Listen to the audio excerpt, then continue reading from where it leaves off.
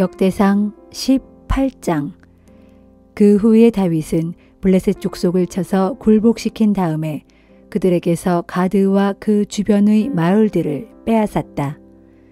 다윗이 또 모압 족속을 쳐서 굴복시키자 모압 사람들이 다윗의 종이 되어 해마다 조공을 바쳤다.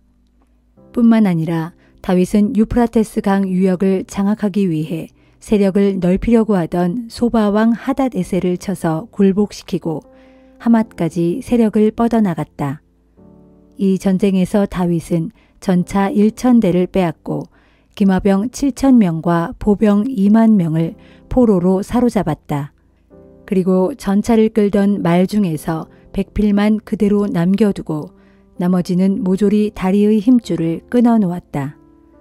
또 다메섹의 아람 사람들이 소바왕 하닷에셀을 지원하려고 오자 다윗은 그들도 다 물리쳤는데 이때 죽임당한 아람 사람이 무려 22,000명에 달했다. 전쟁을 승리로 이끈 후에 다윗은 다메섹의 아람에 주둔군을 배치했고 아람 사람들은 다윗에게 굴복하여 조공을 바쳤다. 이처럼 주께서는 다윗이 치르는 전쟁마다 승리를 안겨주셨다. 다윗은 소바왕 하닷에셀의 부하들에게서 금 방패를 빼앗아서 예루살렘으로 가져왔다. 또 다윗은 소바왕 하닷에셀의 두 성읍 디브핫과 군에서 많은 양의 청동을 빼앗아 왔는데 나중에 솔로몬은 이것으로 청동바다와 청동기둥 및 그 밖에 여러 가지 청동 그릇들을 만들었다. 이 무렵 하맛 왕 도우는 이스라엘 왕 다윗이 소바 왕 하닷에셀의 군대를 모조리 무찌르고 크게 승리했다는 소식을 듣고 자기 아들 하도람을 다윗 왕에게 보내어 승전을 축하했다. 이때 하도람은 금과 은과 구리로 만든 온갖 기구들을 다윗 왕에게 선물로 바쳤다. 그러자 다윗은 하도람에게서 받은 물건들을 주께 다 바쳤다. 이와 동시에 다윗은 에돔 족속, 모압 족속, 암몬 족속, 블레셋 족속, 그리고 아말렉 족속에게서 빼앗은 금과 은도 함께 바쳤다.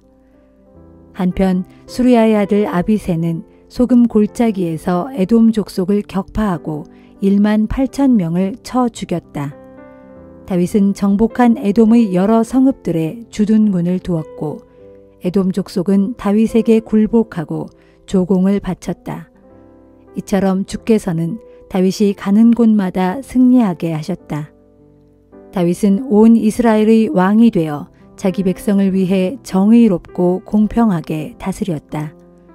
수르야의 아들 요압은 군대의 총사령관이 되었고 아힐롯의 아들 여호사밧은 역사를 기록하는 사관이 되었다. 아히두베 아들 사독과 아비아달의 아들 아비멜렉은 대제사장이 되었고 사워사는 서기관이 되었다. 여호야다의 아들 분하야는 그렛 사람과 블렛 사람으로 구성된 다윗의 경호부대 대장이 되었다. 그리고 다윗의 아들들은 왕의 곁에서 왕을 보좌하는 수석 보좌관들이 되었다.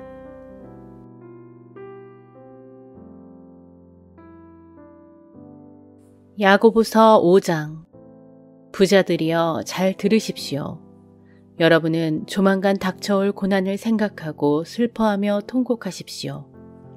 여러분의 재물은 썩었고 여러분의 옷들은 좀이 먹었습니다.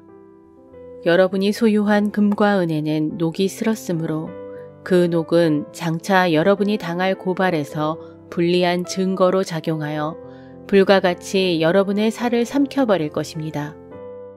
여러분은 세상의 마지막 때에도 여러분의 창고에 재물을 가득 쌓아두었습니다. 보십시오. 여러분이 여러분의 밭에서 일한 일꾼들에게 지불해 주지 않은 품삯이 여러분을 고발하여 크게 소리치고 있고 또한 여러분에게 품삯을 받지 못한 추수꾼들의 부르짖는 소리가 전능하신 주님의 귀에까지 들렸습니다. 여러분은 이 땅에서 온갖 쾌락과 사치를 누리며 살았고 심지어 도살당할 심판의 날에도 여러분 스스로 살찌웠습니다. 여러분은 여러분에게 대항할 힘도 없는 착하고 선량한 사람들에게 죄를 뒤집어 씌워 죽였습니다.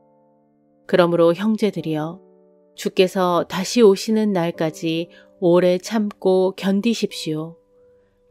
보십시오.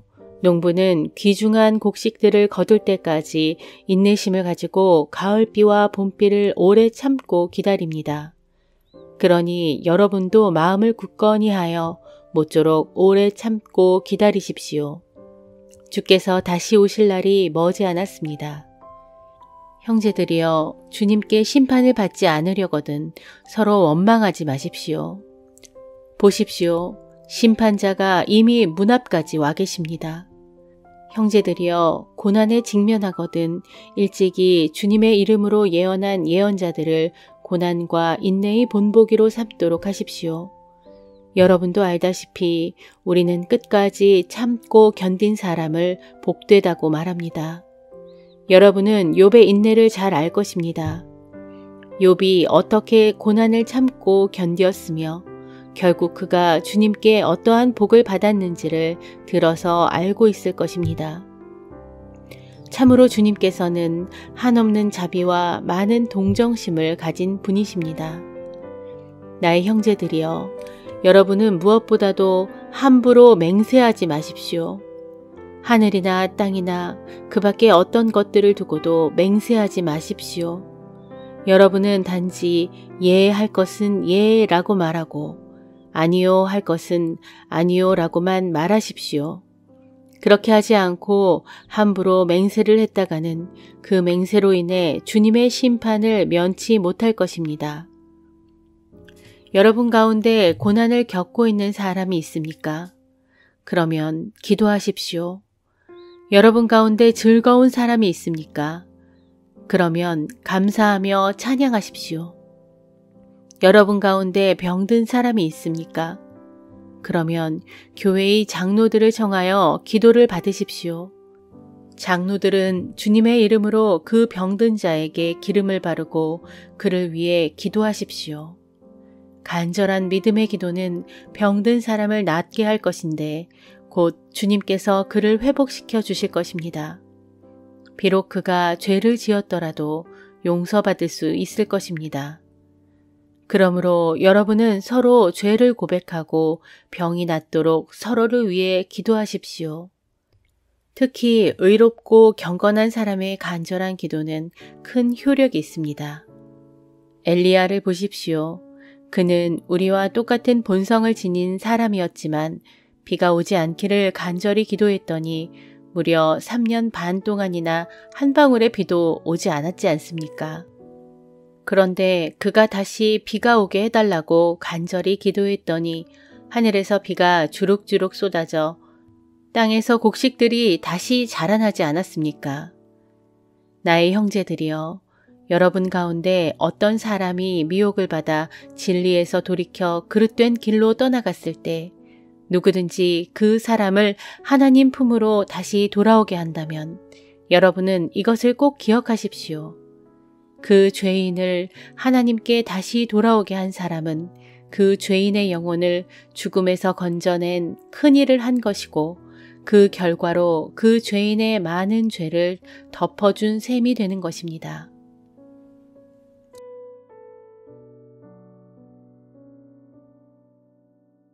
요나 2장.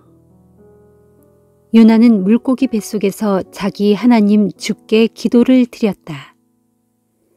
내가 고나운 가운데서 주께 부르짖었더니 주께서는 내게 응답해 주셨습니다.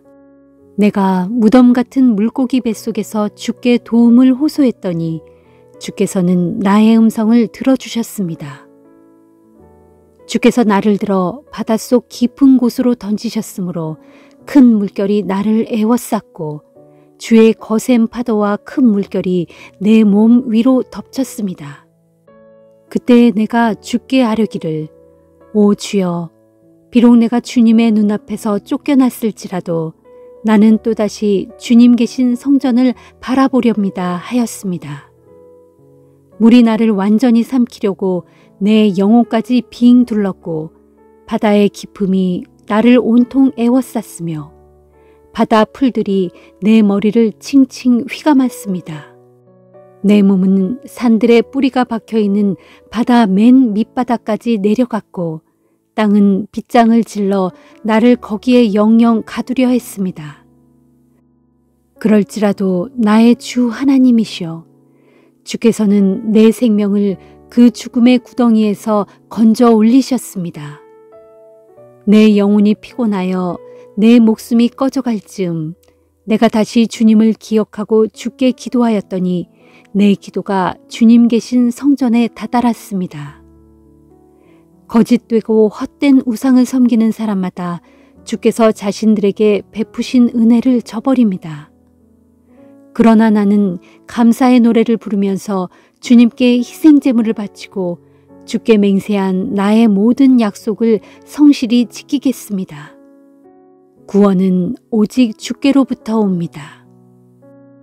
주께서 그 물고기에게 명령하시자 그 물고기는 요나를 해변에 뱉어냈다.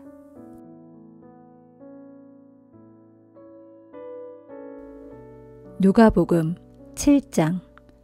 예수께서 말씀을 모두 마치시고 가버나움으로 가셨다.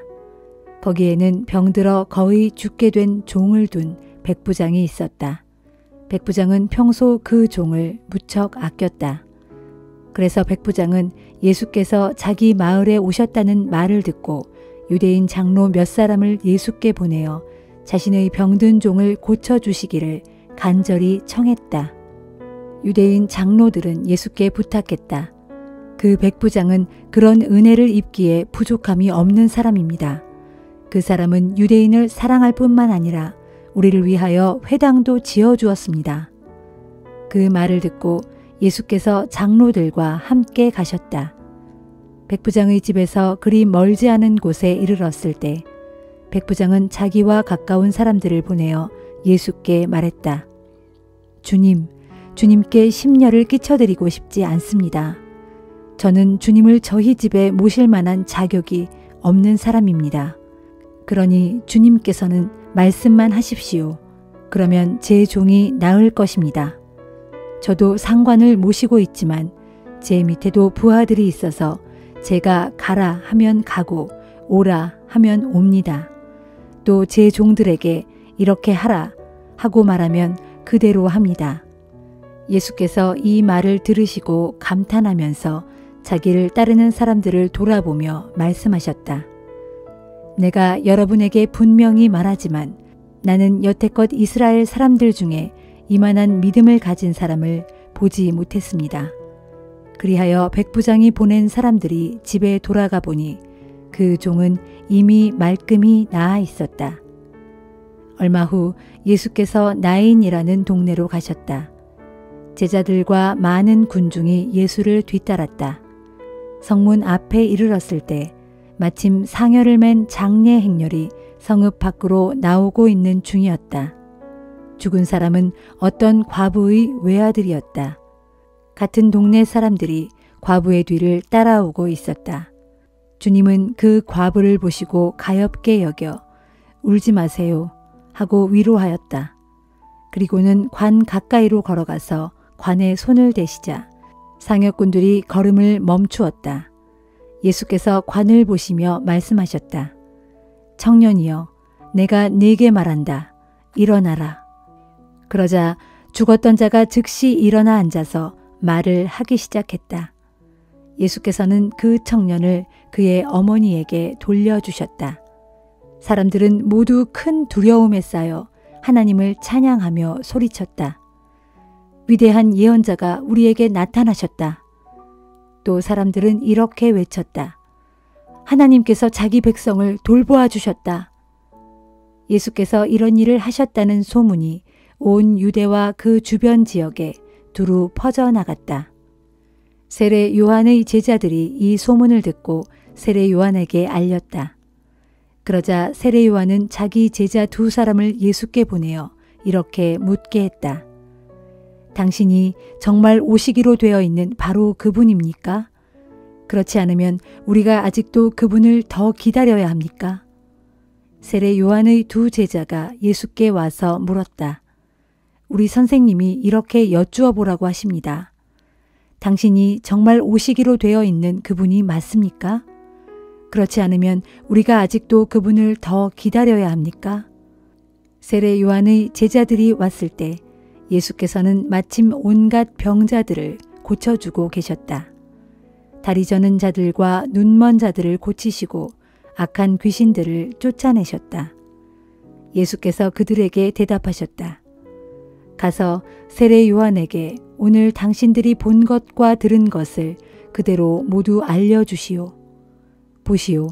눈 먼 자들이 눈을 뜨고 다리 저는 자들이 똑바로 걸으며 나병 환자들이 완전히 낫고 듣지 못하는 자들이 다시 들으며 죽은 자가 다시 살아나고 가난한 자들에게 기쁜 소식이 전파되고 있소. 나를 믿고 의심하지 않는 사람은 복이 있소. 그렇게 전해주시오. 세례 요한이 보낸 사람들이 떠나간 후 예수께서 군중들에게 세례 요한에 대해 말씀하셨다. 여러분이 무엇을 보려고 광야로 나갔습니까? 바람에 흔들리는 갈대같이 연약한 사람입니까? 그게 아니라면 화려한 옷을 입은 사람입니까? 모두 아닙니다. 값비싼 옷을 입은 자들은 궁궐에 있지 광야에는 없습니다. 그러면 여러분은 무엇을 보려고 광야로 나갔습니까? 예언자입니까? 옳습니다. 내가 여러분에게 말합니다. 그는 예언자보다 더 위대한 사람입니다. 이 사람에 관하여 성경은 기록하기를 보라, 내가 너보다 앞서 내 심부름꾼을 보내어 네 길을 준비하도록 하겠다 했습니다. 내가 여러분에게 분명히 말합니다. 여자의 몸에서 태어난 사람들 중에 세례 요한보다 더 큰 인물은 없습니다. 그러나 하나님 나라에서는 가장 보잘것없는 사람이라도 그보다 더 큽니다. 예수의 이 말을 들은 사람들은 심지어 세리들까지도 하나님을 찬양했다. 그들은 세례 요한의 설교를 듣고 그에게서 세례를 받은 자들이었다. 그러나 바리새파 사람들과 율법 교사들은 세례 요한에게서 세례를 받지 않음으로써 자신들에 대한 하나님의 계획을 받아들이지 않았다. 예수께서 이어서 말씀하셨다. 이 세대의 사람들을 무엇에 비유하면 좋을까요? 누구와 같다고 해야 할까요? 그렇습니다. 그들은 장터에 앉아 편을 갈라 놀이를 하면서 다른 편 아이들에게 이렇게 외치는 아이들과도 같습니다. 우리가 피리를 부는데도 너희는 왜 춤을 추지 않느냐? 우리가 곡을 하는데도 왜 너희는 가슴을 치며 슬퍼하지 않느냐? 이처럼 사람들은 세례 요한이 와서 빵도 먹지 않고 포도주도 마시지 않자 보라, 저 사람이 귀신 들려 미쳤다 하고 말하더니 이제 인자가 와서 잔치집에 가서 먹고 마시는 것을 보고는 보라, 저 사람은 욕심껏 먹고 마시기를 즐겨하면서 세리와 죄인들하고만 어울린다 하고 말합니다. 그러나 지혜는 그것을 받아들이는 사람들에 의해 결국 옳다는 것이 입증되는 법입니다. 바리새파 사람들 가운데 하나가 예수를 식사에 초대하자 예수께서 그의 집에 가셔서 식탁 앞에 기대어 앉으셨다. 그런데 그 마을에 죄 많은 삶을 살아온 한 여자가 있었는데 예수께서 거기에 계신다는 말을 듣고 향유를 담은 옥합을 가지고 들어왔다. 그 여자는 방 안으로 들어와 예수의 뒤쪽에 무릎을 꿇고 앉아 울면서 눈물로 예수의 발을 적셨다. 그리고 자기 머리카락으로 예수의 발을 닦으며 그 발에 입을 맞추고 향유를 부었다. 그 여자의 행동을 바라보면서 예수를 초대한 바리새파 사람이 속으로 혼자 중얼거렸다. 이 사람이 참 예언자라면 자기를 만지는 이 여자가 어떤 여자인지를 알았어야 할 것이 아닌가. 저 여자는 죄 많은 여자가 아니던가. 예수께서 그의 생각을 아시고 말씀하셨다. 시몬이여, 내가 당신에게 할 말이 있소. 시몬이 대답했다. 선생님, 말씀하십시오. 예수께서 그에게 말씀하셨다. 돈놀이를 하는 사람에게 빚진 사람 둘이 있었소. 한 사람은 500데나리온을 빚졌고 다른 한 사람은 50데나리온을 빚졌소. 두 사람 다 빚을 갚을 수 없게 되자 돈놀이하는 사람은 그들의 빚을 다 탕감해 주었소. 그런 일이 있게 되면 누가 더 그 사람을 사랑하겠소? 시몬이 대답했다. 제 생각에는 더 많은 빚을 탕감받은 사람입니다. 예수께서 말씀하셨다. 당신 생각이 옳소. 그런 뒤 예수께서 그 여자를 돌아보시며 시몬에게 말씀하셨다. 여기 이 여자를 보시오. 내가 당신의 집에 들어왔을 때 당신은 내 발을 씻을 물도 나에게 주지 않았소.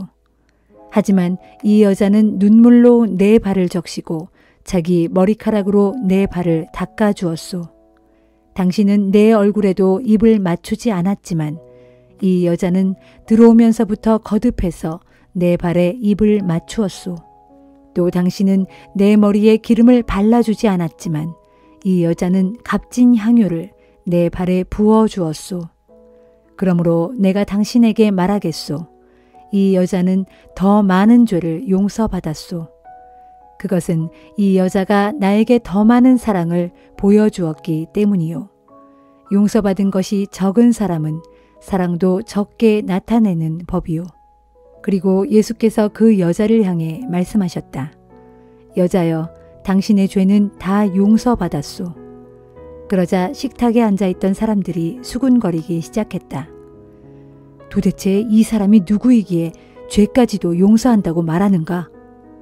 그러나 예수께서는 그 여자에게 계속 말씀하셨다. 여자여, 당신의 믿음이 당신을 구원하였소. 이제 평안히 돌아가시오.